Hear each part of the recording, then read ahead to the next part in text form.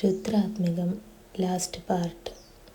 പിറ്റേന്ന് നേരം വെളുത്തപ്പോൾ തന്നെ എല്ലാവരും നല്ല സന്തോഷത്തിലായിരുന്നു. അതിനുള്ള പ്രധാന കാരണം ലച്ചുവിൻ്റെ മനമാറ്റം തന്നെയായിരുന്നു. അമ്മയെ കിച്ചണിൽ സഹായിച്ചും അച്ഛൻ്റെ കൂടെ സംസാരിച്ചിരുന്നും ആമിക്ക് നല്ലൊരു ചേച്ചിയായും അരുണിന് നല്ലൊരു ഭാര്യയും രുദ്രന് സ്വന്തം പെങ്ങളും ഒക്കെയായി ലച്ചു മാറി. സത്യം പറഞ്ഞാൽ അപ്പോഴായിരുന്നു അവൾ ജീവിതം ആസ്വദിക്കാൻ തുടങ്ങിയത് തന്നെ. ഇതേസമയം ആമിയാണെങ്കിൽ രാവിലെ എണീറ്റത് മുതൽ രുദ്രനെ അവോയ്ഡ് ചെയ്ത് നടക്കുകയാണ്. ആദ്യം അവനത് കാര്യമാക്കിയില്ലെങ്കിലും പോകെ പോകെ അവൾക്ക് എന്തോ ഒരു ദേഷ്യം തന്നോടുണ്ടെന്ന് അവന് മനസ്സിലായി. അതുകൊണ്ട് തന്നെ സ്വന്തം പരിഭവം പോലും മറച്ചു വെച്ചുകൊണ്ടവൻ അവളോടൊന്ന് സംസാരിക്കാനായി ശ്രമിച്ചു കൊണ്ടിരുന്നു. എന്നാൽ അത് മുൻകൂട്ടി കണ്ടതുപോലെ ഒന്നുകിൽ ലച്ചുവും അരുണും അല്ലെങ്കിൽ അച്ഛനും അമ്മയും ഇവർക്കൊപ്പമായി ആമിയുടെ നടത്തം. അതുകൂടെ ആയതും കലി കയറിയ രുദ്രൻ പിന്നെ അവളെയും മൈൻഡ് ചെയ്യാൻ നിന്നില്ല. തിരിച്ച് റൂമിലേക്ക് കയറിപ്പോയി വേഗം കുളിച്ചു മാറ്റിക്കൊണ്ടവൻ വേദികയോട് മാത്രം പറഞ്ഞുകൊണ്ട് തൻ്റെ വീട്ടിലേക്ക് പോയി.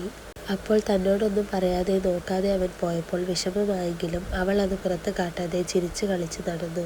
ഇതേസമയം തൻ്റെ കാറിൽ വീട്ടിലേക്ക് പോവുകയായിരുന്നു രുദ്രൻ. രാവിലെ മുതലേ കാര്യം എന്തെന്നറിയാനായി മനുഷ്യൻ അവളെ പിന്നാലെ നടപ്പായിരുന്നു. പക്ഷെ ആ കുട്ടിപ്പിശാച് ഒരു നടക്കും അടുക്കുന്നില്ല. ഇനി കണ്ണേട്ടാന്ന് വിളിച്ചിങ്ങ് വാ, നിനക്ക് ഞാൻ വെച്ചിട്ടുണ്ട് കാന്താരി. എന്തൊക്കെയോ പിറുപിറുത്ത് കൊണ്ടവൻ സ്പീഡിൽ പോയിക്കൊണ്ടിരുന്നു. കുറച്ചു നേരം കൊണ്ട് തന്നെ അവൻ്റെ കാർ സരസ്വതി നിലയത്തിലെത്തിയിരുന്നു. അവൻ്റെ വണ്ടിയുടെ ശബ്ദം കേട്ടപ്പോൾ തന്നെ അകത്തു നിന്നും തെച്ചു ഓടി വന്ന് കാർ മൊത്തത്തിൽ നോക്കാൻ തുടങ്ങി. അവൾ തിരയുന്നത് ആമിയാണെന്ന് അറിഞ്ഞിട്ടും അറിയാത്ത ഭാവത്തിൽ അവൻ അകത്തേക്ക് കയറിപ്പോയി. ഏട്ടാ ആമി, അവളെവിടെ? ദച്ചു അവൻ്റെ പിന്നാലെ ചെന്ന് ചോദിച്ചു. അവളുടെ ചോദ്യം കേട്ടപ്പോൾ അവന് വീണ്ടും ദേഷ്യമാണ് ഉണ്ടായത്. ഞാൻ എങ്ങനെ അറിയാനാ? പോയി നോക്ക് എവിടെയാണെന്ന് വെച്ചാൽ. മുഖം കയറ്റി വെച്ചുകൊണ്ട് അത്രയും പറഞ്ഞുകൊണ്ടവൻ വേഗത്തിൽ റൂമിൽ കയറി വാതിലടച്ചു. എന്നാൽ ഇതേ സമയം അവൻ്റെ പെട്ടെന്നുള്ള മാറ്റത്തിൽ ആകെ അന്തം വിട്ടിരിപ്പാണ് ദച്ചു. പെടുന്നതിനെ എന്തോ ഓർത്ത പോലെ അവൾ ഫോൺ എടുത്ത് ആമിയെ വിളിച്ചു. അപ്പോൾ ആമി പറഞ്ഞ കാര്യം കേട്ടപ്പോൾ അവൾ സന്തോഷത്തോടെ ഫോൺ തിരികെ വെച്ചു. ഓ എൻ്റെ കള്ളച്ചേക്കാ, ആമി മൈൻഡ് ചെയ്യാത്തതിൻ്റെ പരിഭവമായിരുന്നല്ലേ. മുകളിലേക്ക് നോക്കി അത്രയും പറഞ്ഞുകൊണ്ട് ദച്ചു അമ്മയുടെ അടുത്തേക്ക് ചെന്നു. ഇതേസമയം മുറിയിലെത്തിയ രുദ്രൻ ഒന്ന് ഡ്രസ്സ് മാറുക പോലും ചെയ്യാതെ അങ്ങനെ തന്നെ ബെഡിൽ കയറി കിടന്നു. അപ്പോൾ അവൻ്റെ മനസ്സ് നിറയെ ആമിയും അവളുടെ അവഗണനയുമായിരുന്നു. എന്നാലും എന്ത് കാരണം കൊണ്ടായിരിക്കും അവൾ എന്നോട് മാത്രം ഇങ്ങനെ കാണിക്കുന്നത്? ഇന്നലെ രാത്രി വരെ എൻ്റെ നെഞ്ചിൽ കിടന്നുറങ്ങിയതല്ലേ, പെട്ടെന്ന് എന്താ അവൾക്കൊരു മാറ്റം? എന്തായാലും ഇനി അവൾ ഇങ്ങോട്ട് വരട്ടെ മിണ്ടാൻ. തലയണയിൽ മുഖം ചേർത്ത് വെച്ചുകൊണ്ടവൻ പിറുപിറുത്തു.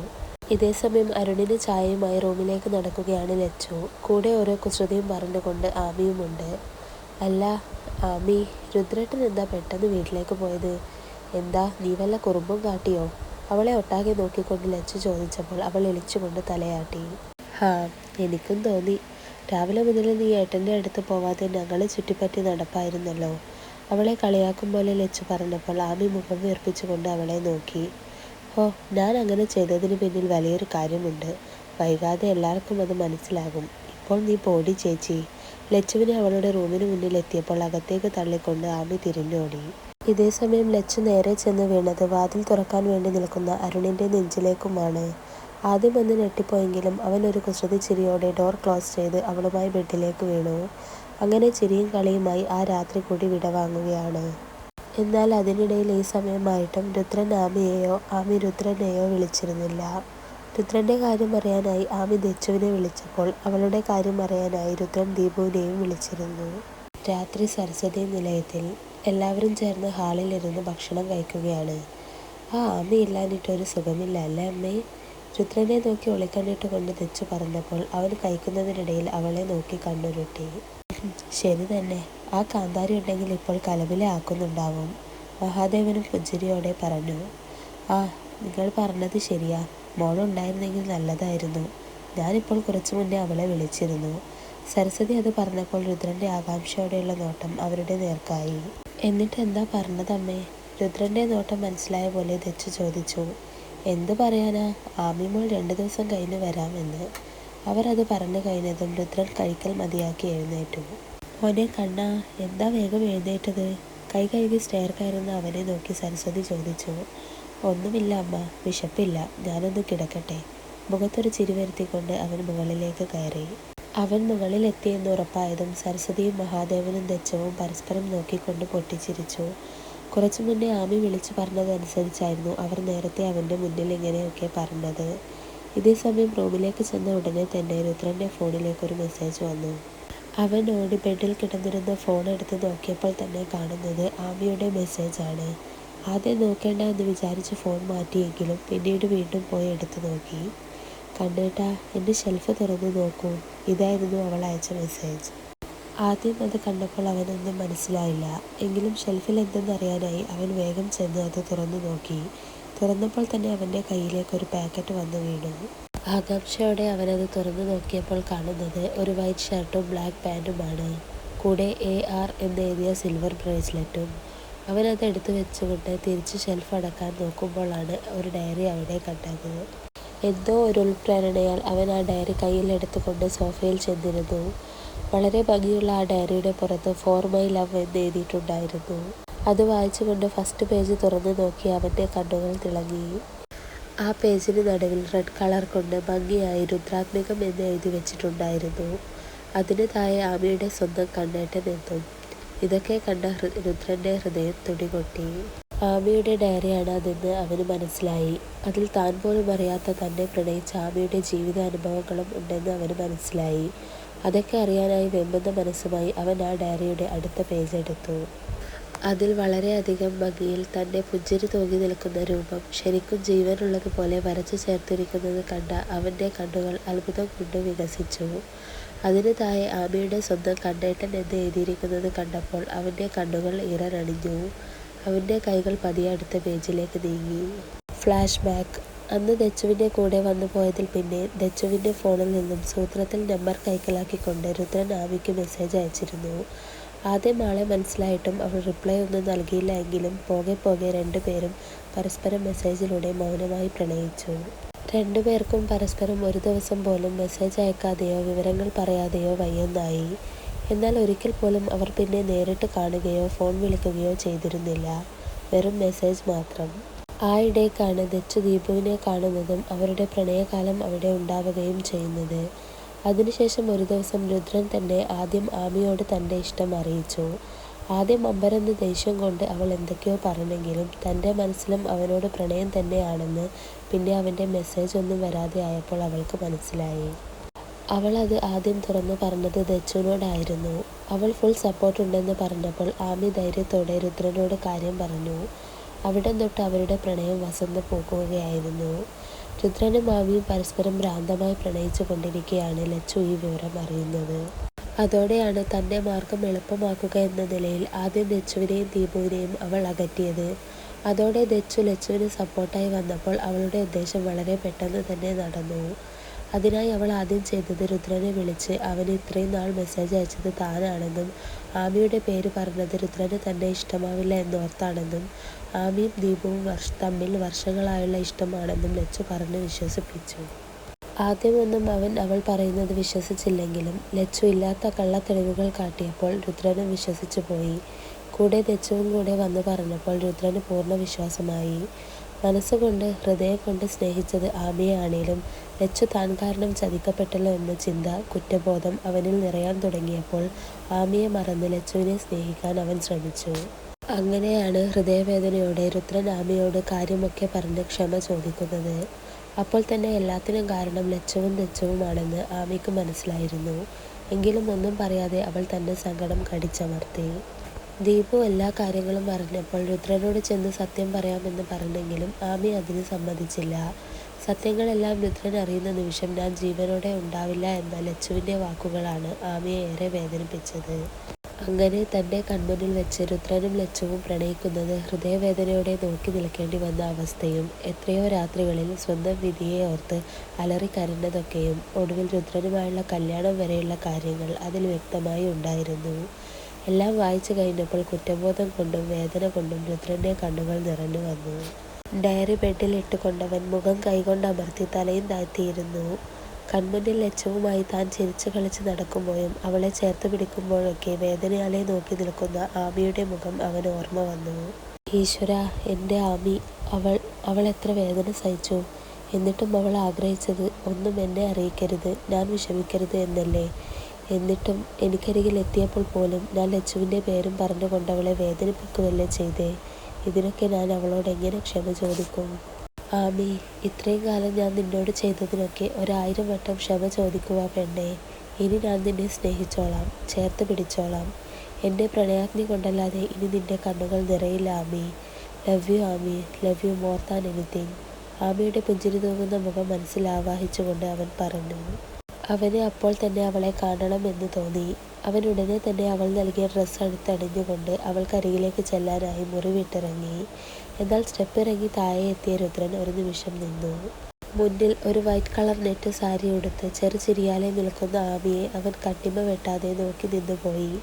അവൻ്റെ കണ്ണുകൾ അവളിലാകെ ഓടി നടക്കുമ്പോൾ നാണത്താൽ തുടുത്ത മുഖവുമായി ആമി പതിയെ തല താഴ്ത്തി നിന്നു. കൺകളിൽ കൺമഷി കൊണ്ട് കട്ടിയായി വരഞ്ഞിട്ടുണ്ട്. നേരിയ പുരികക്കൊടിക്ക് നടുവിൽ ബ്ലാക്ക് കളറിൽ ഒരു കുഞ്ഞു പൊട്ട് കുത്തിയിട്ടുണ്ട്. പൊതുവെ ചുവന്നിരിക്കുന്ന അതരങ്ങളിൽ ഒന്നുകൂടെ തുടുക്കാൻ ലിപ്സ്റ്റിക് ഇട്ടിട്ടുണ്ട്. കുഞ്ഞു നാസികയിൽ തിളങ്ങി നിൽക്കുന്ന സ്വർണ്ണ മുക്കുത്തിയും. കഴുത്തിൽ അവൻ്റെ പേരിലുള്ള മാല മാത്രമേ ഉള്ളൂ. ഇരു കൈയിലും വളകളും. എല്ലാം കൊണ്ടും ആ തൂവള്ള നിറമുള്ള സാരിയിൽ അവൾ അതിസുന്ദരിയായി അവന് തോന്നി. രുദ്രൻ്റെ കണ്ണുകൾ അവളെ പൊതിയുമ്പോൾ ആമിക്ക് ഉള്ളാകെ തരിപ്പ് പടർന്നു കയറും പോലെ തോന്നുന്നുണ്ടായിരുന്നു. അതൊക്കെ നോക്കിക്കൊണ്ട് അത്യധികം പ്രണയത്തോടെ അവൻ അവൾക്കരികിലേക്ക് നടന്നുകൊണ്ട് അവളുടെ കയ്യിൽ പിടിച്ച് തന്നോട് ചേർത്ത് നിർത്തി ഇറുക്കെ കെട്ടിപ്പിടിച്ചു. അവൻ്റെ ആ പ്രവൃത്തിയിൽ ഒരു ചെറുചിരിയോടെ അവൾ അവൻ്റെ കൈവലയത്തിൽ ഒതുങ്ങി നിന്നു. അവളെ എത്ര പുണർന്നിട്ടും മതിയാകാത്ത പോലെ ഒരു കാറ്റിന് പോലും കടന്നു വരാൻ പറ്റാത്ത വിധത്തിൽ അവളെ ചേർത്ത് പിടിക്കുകയായിരുന്നു രുദ്രൻ. ഇതേസമയം പരിസരം മറന്നുകൊണ്ട് പ്രണയത്തോടെ കെട്ടിപ്പുറന്നു നിൽക്കുന്ന അവരെ നോക്കി പുഞ്ചിരിയോടെ തെച്ചുവും ദീപവും അവിടെ നിന്നും ഇറങ്ങി കാറിൽ കയറി. അതിൽ നേരത്തെ തന്നെ മഹാദേവനും സരസ്വതിയും ഇരുന്നിട്ടുണ്ടായിരുന്നു. അവരെ നോക്കി ഒന്ന് പുഞ്ചിരിച്ചുകൊണ്ട് ദീപു കാറുമായി സരസ്വതി നിലയം കടന്നുപോയി. അതൊന്നും അറിയാതെ പ്രണയത്തിൻ്റെ മായാലോകത്തെത്തിപ്പെട്ട അവസ്ഥയിലായിരുന്നു ആമിയും അവളുടെ കണ്ണേട്ടനും. ആമി, എന്നോട് നീ ക്ഷമി. ആമിയിൽ നിന്നും അടർന്നു മാറിക്കൊണ്ട് അവൻ എന്തോ പറയാനായി വന്നതും അവൾ തൻ്റെ വിരലുകളാൽ അവൻ്റെ വായ മൂടി. വേണ്ട, ഒന്നും പറയണ്ട. ക്ഷമയൊക്കെ പറഞ്ഞ് എന്നെ അന്യയാക്കല്ലേ കണ്ണേട്ടാ. ഇപ്പോഴെങ്കിലും കണ്ണേട്ടനെല്ലാം മറന്ന് എന്നെ പ്രണയിക്കുന്നില്ലേ? അതുതന്നെ ധാരാളമാണ് എനിക്ക്. പ്രണയത്തോടെ അവൻ്റെ കണ്ണുകളിൽ നോക്കിക്കൊണ്ടുള്ള അവളുടെ വാക്കുകൾ കേട്ടപ്പോൾ രുദ്രൻ്റെ കണ്ണും മനസ്സും ഒരുപോലെ നിറഞ്ഞു. അവൻ നിറഞ്ഞ മനസ്സോടെ അവളുടെ കൈവെള്ളയിൽ തൻ്റെ അതരം ചേർത്ത് അമർത്തി ചുംബിച്ചു. അപ്പോൾ ആമി ഒരു പിടച്ചിലോടെ തൻ്റെ കൈവലിക്കാൻ നോക്കിയെങ്കിലും കണ്ണിൽ വിരിഞ്ഞ കുസൃതിയോടെ രുദ്രൻ അവളുടെ കയ്യിൽ മുറുകെ പിടിച്ചുകൊണ്ട് ഓരോ വിരലുകളും ചുംബിക്കാൻ തുടങ്ങി. അവൻ്റെ കുസൃതി നിറഞ്ഞ ആ ഓരോ ചുംബനത്തിലും ആമിയുടെ കവിളിൽ നാണത്തിൻ്റെ ചുവപ്പ് രാശി വീശുന്നത് അവൻ നോക്കിക്കണ്ടു. പെട്ടെന്ന് അവൻ എന്തോ ഓർത്ത പോലെ ചുറ്റും നോക്കിക്കൊണ്ട് ആമിയോട് ചോദിച്ചു. ആമി, നീ എങ്ങനെയാണ് ഇവിടേക്ക് വന്നത്? അച്ഛനും അമ്മയും തെച്ചുവും ഒക്കെ എവിടെ? വെപ്രാളം പിടിച്ചുള്ള അവൻ്റെ ചോദ്യം കേട്ടപ്പോൾ ആമിയിൽ ചിരി വിരിഞ്ഞു. കണ്ണേട്ടൻ ഇങ്ങനെ ടെൻഷൻ ആവേണ്ട. ഇവിടെ ഞങ്ങൾ രണ്ടുപേരും അല്ലാതെ ആരുമില്ല. കണ്ണിറുക്കി കാട്ടിയുള്ള ആമിയുടെ മറുപടിയിൽ രുദ്രൻ വായും തുറന്നുകൊണ്ട് അവളെ നോക്കി. അവരൊക്കെ എവിടെ പോയി? അവരൊക്കെ ഇപ്പോൾ എൻ്റെ വീട്ടിലെത്തിയിട്ടുണ്ടാവും. എന്നെ ഇവിടെ എത്തിച്ചിട്ട് ദീപുവേട്ടന് അവരെ കൂട്ടിപ്പോയത്. ഇനി നാളെ അവർ വരുള്ളൂ. ഇന്ന് ഈ ദിവസം ഞാനും കണ്ണേട്ടനും മാത്രം മതി. അതിനുവേണ്ടി മാത്രമാണ് ഞാൻ ഇങ്ങനെയൊക്കെ ചെയ്തത്. എങ്ങനെയുണ്ട് എൻ്റെ സർപ്രൈസ്? ആമി അത് പറഞ്ഞപ്പോൾ രുദ്രൻ അവളെ നോക്കി മീശ പിരിച്ചുകൊണ്ട് ചിരിച്ചു. അപ്പോഴാണ് അവൾ ക്ലോക്കിൽ 12 മണിയുടെ അലാറം അടിയുന്നത് കേട്ടത്. ഹാപ്പി ബർത്ത്ഡേ കണ്ണേട്ടാ. Love you so much. പ്രണയത്തോടെയുള്ള ആമിയുടെ വാക്കുകൾ കേട്ടപ്പോഴാണ് രുദ്രൻ ഇന്ന് തൻ്റെ പിറന്നാളാണെന്ന കാര്യം ഓർമ്മ വന്നത് തന്നെ. അവൻ അത്ഭുതം കൂറുന്ന മിഴികളുമായി ആമിയെ നോക്കിയപ്പോൾ അവൾ തലയാട്ടിക്കൊണ്ട് അവനെ നോക്കി ചിരിച്ചു. അവനെ നോക്കി നിഷ്കളങ്കമായ പുഞ്ചിരിയോടെ നിൽക്കുകയാണ് അവൾ, അവൻ്റെ മാത്രം ആമി. അല്ല, പിറന്നാളായിട്ട് എനിക്കുള്ള ഗിഫ്റ്റൊന്നും കിട്ടിയില്ല. ഇത്രയും നേരം തന്നതിന് പിന്നെ ഗിഫ്റ്റ് എന്നല്ലാതെ വേറെന്താ പറയണ്ടേ? ആമി ആത്മ. അവളൊന്നും മിണ്ടാതെ മുഖം വീർപ്പിച്ച് നിൽക്കുന്നത് കണ്ട രുദ്രൻ കള്ളച്ചിരിയോടെ അവളെ പൊക്കിയെടുത്തുകൊണ്ട് മുകളിലേക്ക് കയറി. ഈ ലോകത്ത് എനിക്ക് കിട്ടിയ ഏറ്റവും വലിയ നിധി നീയല്ലേ ആമീസേ. നിന്നോളം, നിന്റെ പ്രണയത്തോളം ഒരു സർപ്രൈസും എനിക്കിനി കിട്ടാനില്ല. അവനത് പറഞ്ഞപ്പോൾ ആമി നാണത്തോടെ അവൻ്റെ കഴുത്തിൽ മുഖം പൊഴ്ത്തി അവൻ്റെ കയ്യിൽ കിടന്നു.